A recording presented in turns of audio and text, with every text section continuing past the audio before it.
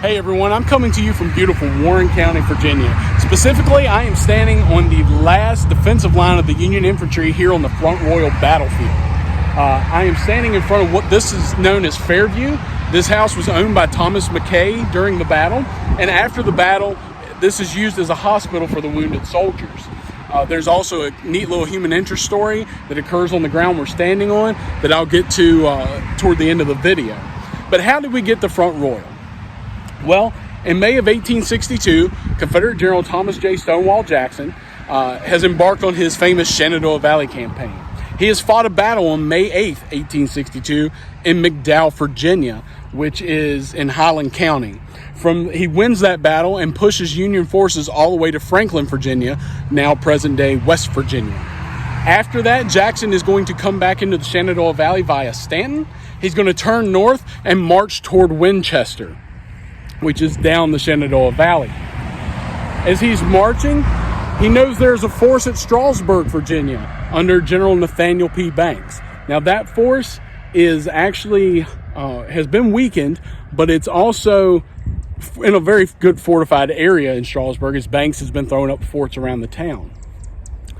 Jackson, rather than having a headlong attack, finds out that there is a small garrison here at Front Royal, about 1,000 men, and he comes up with the idea to take this garrison and to cut communications with Banks. Jackson will send his cavalry north toward Strasburg under Colonel Turner Ashby in order for them to occupy Banks long enough for Jackson to be able to march across the Massanutten Mountains via the New Market Gap and into the Luray Valley, which is another part of the Shenandoah Valley. Once he gets there, he's going to link up with General Richard S. Ewell. Now, there's a problem that arises just as they link up. Ewell has been ordered to return to Richmond to assist General Joseph Johnston in the defense of Richmond. Johnston is currently facing a large army under General George B. McClellan.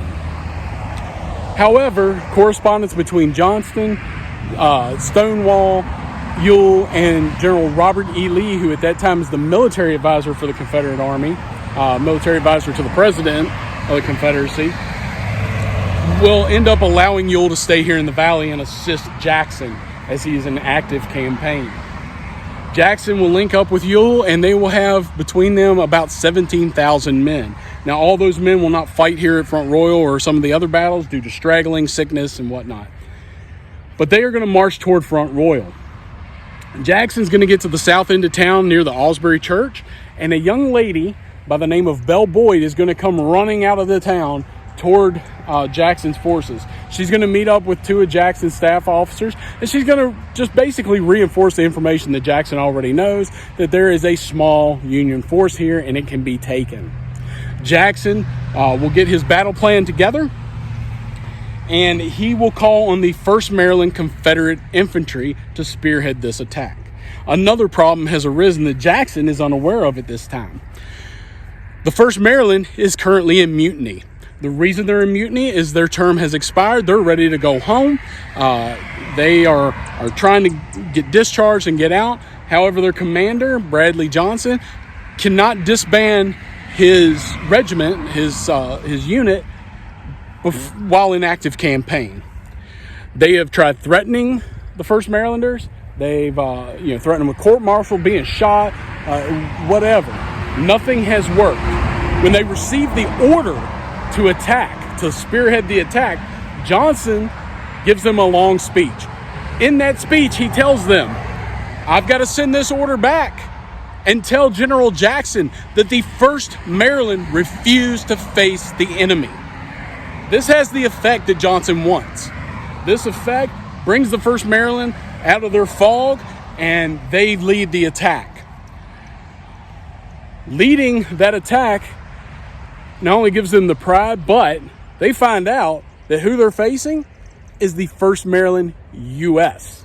Now, this is the only time in U.S. combat history that two units with the same designation from the same state will fight against each other. The 1st Maryland Confederates, 1st Maryland U.S. These men know each other. Many of them are neighbors, friends, and there's even some relatives fighting in this battle. As a matter of fact, Captain William Goldsborough will capture his brother, Charles Goldsboro. Now, Charles is a Union Marylander, and William is a Confederate. He will capture his brother. So this is literally a brother versus brother battle. Jackson's forces will come into the town, and they will push the Union troops out. John Kinley, who is in command of the Union forces here at Front Royal, is trying to get help. He's trying to hold off the Confederates as much as he can, because he understands what's going to happen. Jackson's going to get in Banks's rear, and Banks has no clue. Kinley is even going to try to set fire to the bridges. He's going to send a gentleman by the name of William Taylor. He's a sergeant down to burn the bridges. Taylor will go to burn those bridges under fire. He will set fire to the bridges. However, they will be put out quickly by the Confederates, and the Union troops will retreat to this area. Now, for his bravery, William Taylor will receive the Medal of Honor for his bravery here at Front Royal. While here in this defensive line, the Union officers, just as they're starting to get rallied, they're trying to form a defensive line, fix bayonets. The 6th Virginia Cavalry is going to come smashing into them, and they just break in confusion. They try again to reform and at least hold off the cavalry. Kinley is going to order the 5th New York to charge. Instead, the 5th New York Cavalry is going to come riding back through Kinley's men. Some of those men are going to get shot by their own men, and it's just a rout at this point. Meanwhile, Colonel Turner Ashby has went to a depot and cut the telegraph line, so General Banks is getting rumors, but he does not know exactly what is happening here. Of the 1,000 men, there are going to be, I believe, 900 killed, wounded, and missing. Of that, more than 691 of those soldiers will be captured. So 691 of those men that are killed, wounded, or captured, 691 captured from the Union Army by the Confederates. Jackson's force will lose less than 100 men in this battle. Now, there's some other interesting things. Kinley himself is going to be severely wounded and captured here as well. But the human interest story that happens here at Fairview. So, as I said, many of the wounded soldiers were cared for here at the McKay House. Blood stained the floors for years. Dabney Eastham of Company B, 6th Virginia Cavalry, was believed to be mortally wounded and was left lying in the yard. So he's left lying here in the yard. The next morning, his father arrives from Rappahannock County to claim his son's body.